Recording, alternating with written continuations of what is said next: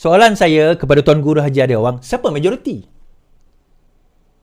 Kalau Perikatan Nasional jadi kerajaan, yang tu betul. Maka PAS akan jadi macam Israel tu. Zionis, bukan Israel tuan-tuan. Kita kadang-kadang Israel lah tuan, bukan Israel, dia Zionis. Israel ni nama Nabi Yaakob. Sebab itu dipanggil Bani Israel. Anak kepada Israel. Bani Israel, Israel ada nama lain bagi Nabi Yaakob. Jangan kita kata itu. Kita kata Zionis. Golongan inilah yang minoriti. Sekarang ini 69 ke 80, 90 campur 159 ni yang majoriti, yang mana satu? Tak, tuan-tuan, saya nak tanya, yang mana satu majoriti?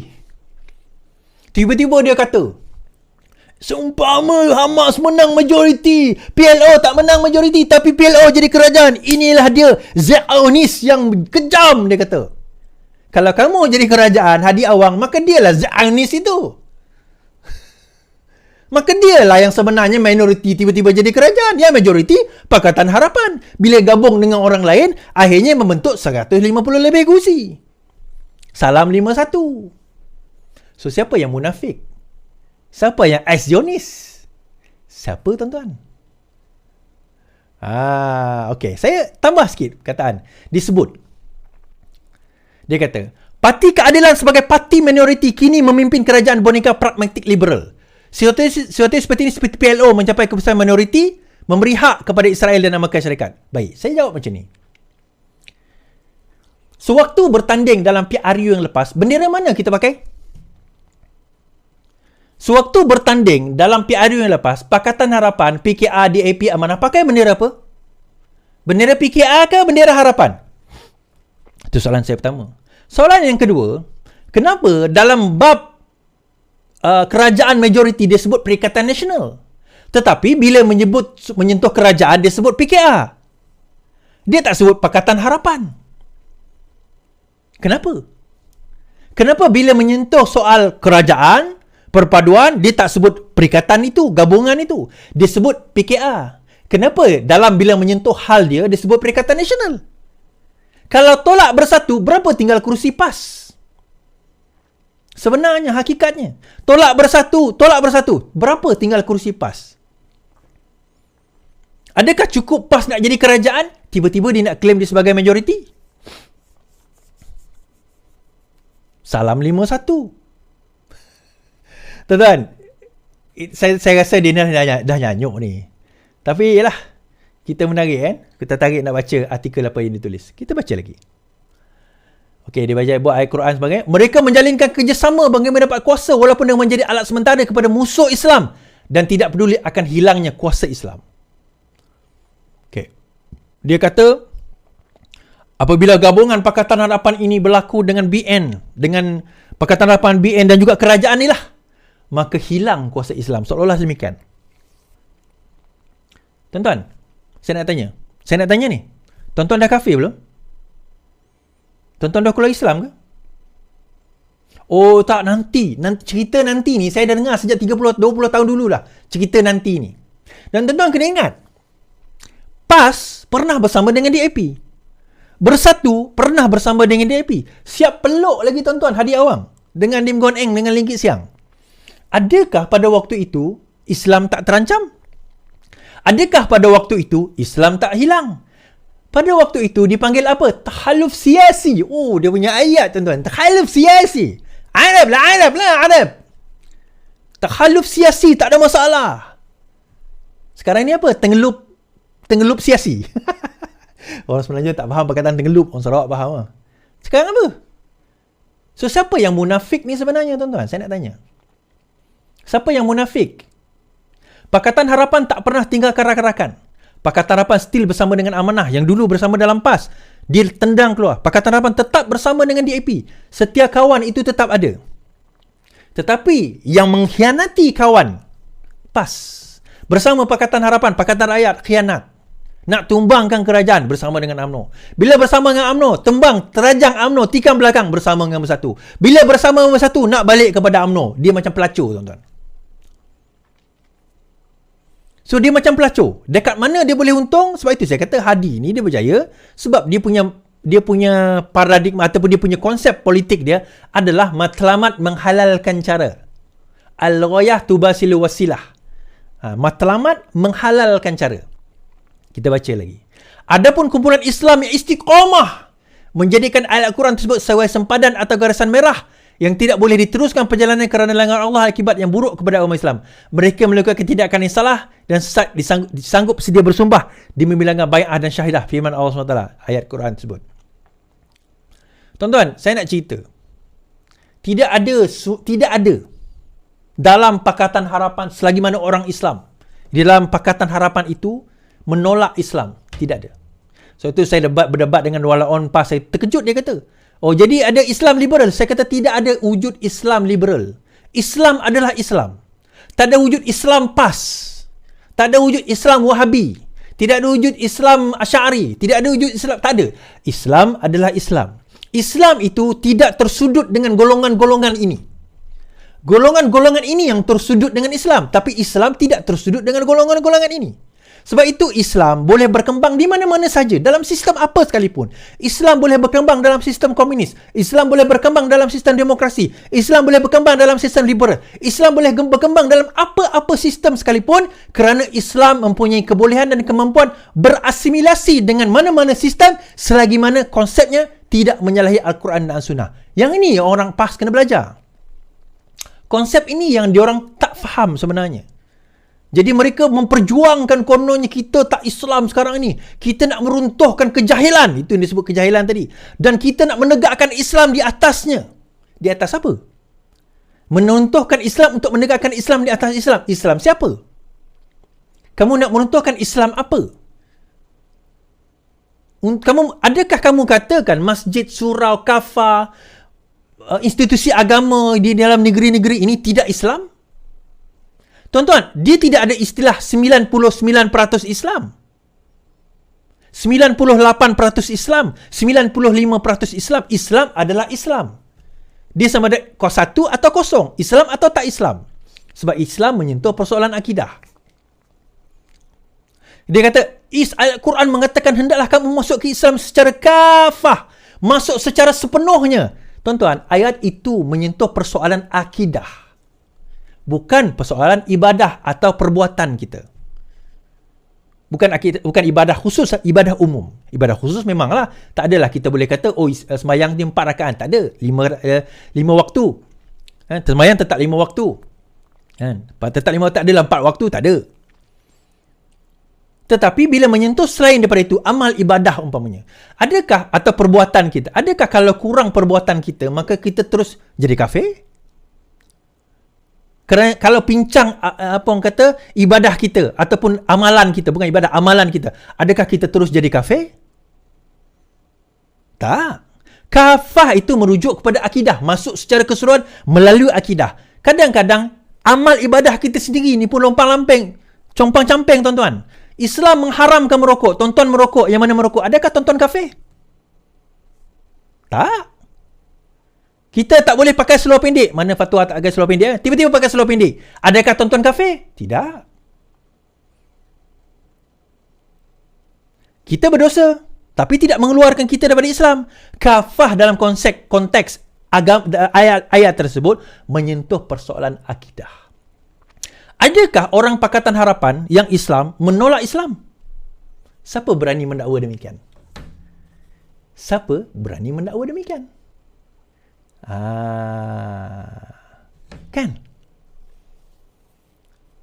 Akhirnya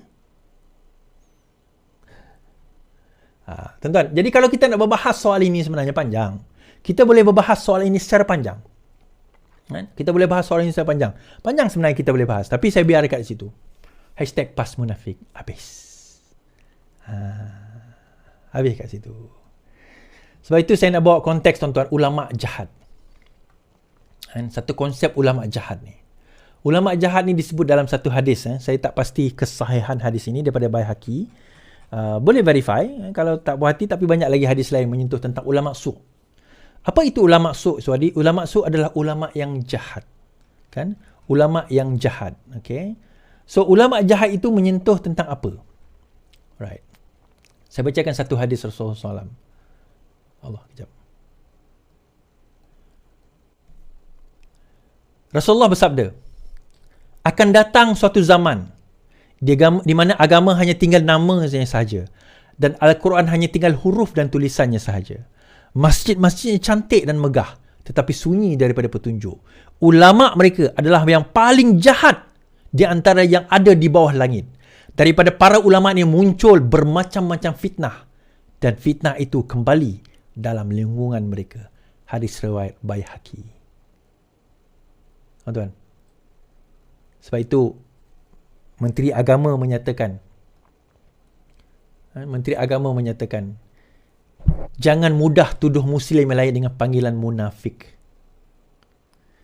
Hadis riwayat Bukhari menyebut, tidaklah seseorang melempar tuduhan kepada orang lain dengan kefasikan dan tidak pula menuduh dengan kekufuran, melainkan tuduhan itu akan kembali kepadanya jika saudaranya tidak seperti itu. Arti kata lain, kalau kita menuduh orang itu munafik, kalau kita menuduh orang itu kafir, kalau kita menuduh orang itu fasik, kalau dia tidak munafik, tidak kafir dan tidak fasik, maka kitalah yang munafik, kitalah yang kafir, kitalah yang fasik. Arti kata dosanya besar sedemikian. So berhati-hati. Berhati-hati. Okay, last. Wahab saman Cikgu Bat Hakim Ramli. Kaki tangan di Jabatan Komunikasi, Abdul Wahab mengambil tindakan undang-undang terhadap beberapa pihak termasuk pengarah latihan dan pendidikan Jacob. Peguam Mewakili Wahab Faizal Rahman memaklumkan surat tuntutan saman sudah dihantar kepada kedua pihak, iaitu Ahli Jawatankuasa Penerangan Bersatu Badrul Hisham Syaharin atau dikenali sebagai Cikgu Bat, Cikgu Bat, dan juga kepada pengarah bahagian Jekom Hakim Ramli. Tuntutan itu berhubung penularan video perbualan lucah milik individu mirip bekas Jekom Muhammad Agus dan Wahab. Setakat ini arahan diberikan adalah dikeluarkan surat tuntutan saman kepada kedua individu itu berhubung penularan video lucah, katanya.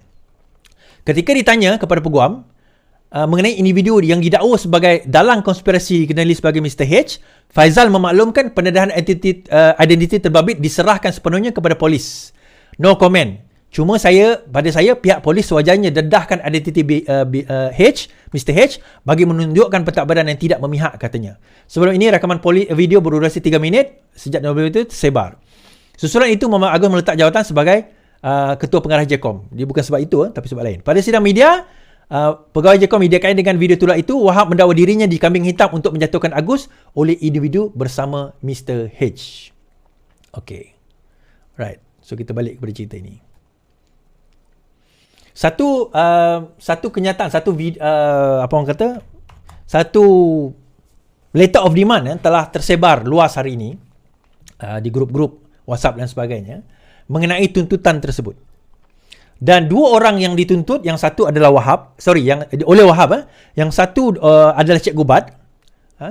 adalah Cikgu Bat, berkenaan dengan tuntutan untuk fitnah, saman fitnah. Okey, yang itu kita faham, jelas. Sebab dia menyebarkan video tersebut dianggap sebagai fitnah. Yang kedua, saya dapati bahawa ditujukan kepada seorang bernama Hakim Ramli. Juga dia adalah ketua ketua latihan Jekom di dalam Jekom itu sendiri, Hakim Ramli. Nah, adakah dia Mr. H? Menurut peguam itu terpulanglah kepada kepada polis untuk nak dedahkan. Tapi tuan-tuan, kita put the clues together lah. Hakim Ramli H. Okay. H dah. Jekom, dia pegawai Jekom. Okay, kat situ. Kemudian surat saman dihantar oleh Wahab kerana ada konspirasi untuk nak digunakan, dikambing hitamkan. Kalau kita kata kat sini bahawa tuntutan saman kepada dua individu berhubung video tersebut kerana mendakwa diri dikambing hitamkan untuk menjatuhkan individu bernama Agus. Maka kita boleh conclude lah bahawa itulah orangnya. Conclusion kita. Tetapi adakah itu orangnya? Yang itu pegawai polis negara Malaysia kena dedahkan lah. Bagi saya tak perlu kot untuk nak kita sembunyi-sembunyikan lagi sebab saman dah keluar. Saman dah tersebar. Benda ni dah tersebar. Kita tak boleh sembunyi-sembunyikan lagi lah. Dan menariknya perkara ini tuan-tuan, dia bukan masalah Mr. H tu sendiri. Tetapi siapa dalang di sebalik Mr. H? Dan apa kaitan Mr. H ni, dan kalau benar Hakim Ramli ni, dengan Cikgu Bat? Kenapa tiba-tiba ada pegawai di dalam JECOM mempunyai kaitan dengan seorang ketua penerangan daripada Perikatan Nasional dalam bersatu? Bagaimana video itu tersebar dan boleh jatuh ke tangan musuh sehingga mengganggu-gugat kerajaan ini. Baru-baru ini, semalam, ada lagi tersebar satu audio dan video. Muka mirip Datuk Seri Anwar Ibrahim. Bercakap dengan perkataan-perkataan yang berbaur seksual, lucah. Tuan-tuan, kan saya kata akan ada keluar video. Semalam dah keluar dah. Ni bukan video yang terbaru, ada video lain yang tiba-tiba keluar. Saya dah kata dah. Ini yang baru first phase ni, tuan-tuan.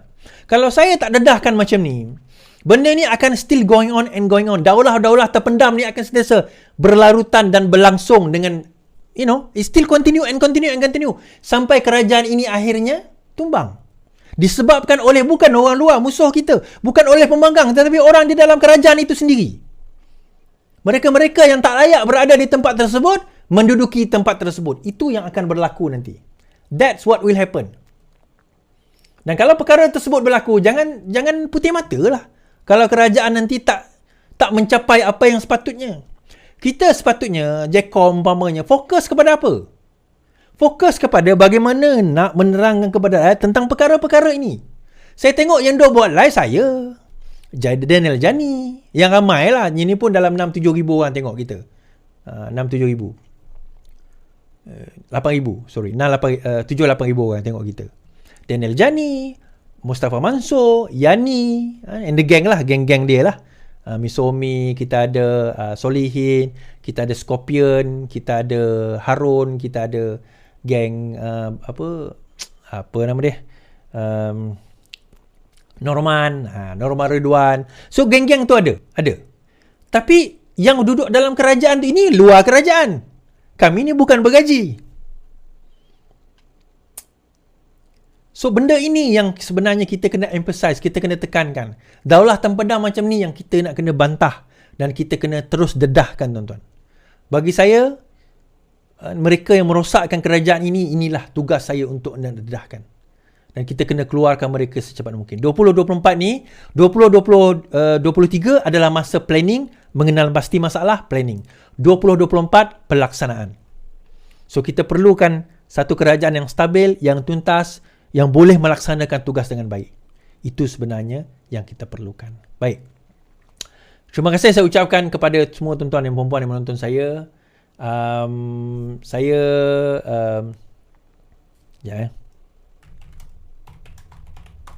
Saya ucapkan juga terima kasih kepada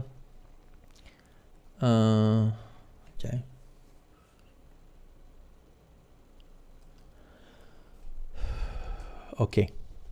Saya ucapkan juga terima kasih kepada Pusat Pakar Mata Lasik Bangi kerana sudi, orang kata apa, sharing, itu maksudnya ialah nak merawat mata saya untuk lasik. Di section 4 tambahan Bangi ada nombor dekat situ, tuan-tuan boleh tengok sendiri, boleh tengok. Dan berita baik, tuan-tuan, berita baik. Datuk Johari, Dr. Johari, untuk makluman sesiapa yang ada masalah mata, tuan-tuan dan puan ada masalah mata nak buat lasik ke, lasik dia ni antara yang terkini lah. Nanti saya akan buat vlog tentang lasik tersebut. Macam mana dia berbeza, dan dia boleh baik dalam masa, dia kata dia macam 1-2 hari tu dah settle, dah baik dah. Tak perlu tunggu 2-3 minggu. Tapi harga dia boleh tahan lah. Tetapi sehingga Februari tahun hadapan, kalau tuan-tuan hubungi, pergi ke pusat pusat pakar mata ini, tuan-tuan gunakan kod LTL. Bagi tahu dekat doktor, saya nak guna kod LTL sehingga ujung Februari tahun hadapan, insya-Allah tuan-tuan boleh dapat diskaun 10% yang mana melibatkan prosedur-prosedur besar lah. Yang mana tu tuan-tuan kena tanya dengan doktor tu sendiri, nombor tu ada tertera. Tuan-tuan boleh pergi, nak cek mata pun boleh. Kalau tuan-tuan perempuan nak cek mata dan sebagainya, saja nak cek sebagainya, boleh pergi. Equipment dia, saya nak cek mata itu pun, banyak betul equipment dia. Memang kata apa, very thorough lah dia buat. Jadi terima kasih juga saya ucapkan kepada Datuk Dr. Johari, pakar mata di hospital tersebut, juga bekas calon Parti Keadilan di Dungun tempoh hari.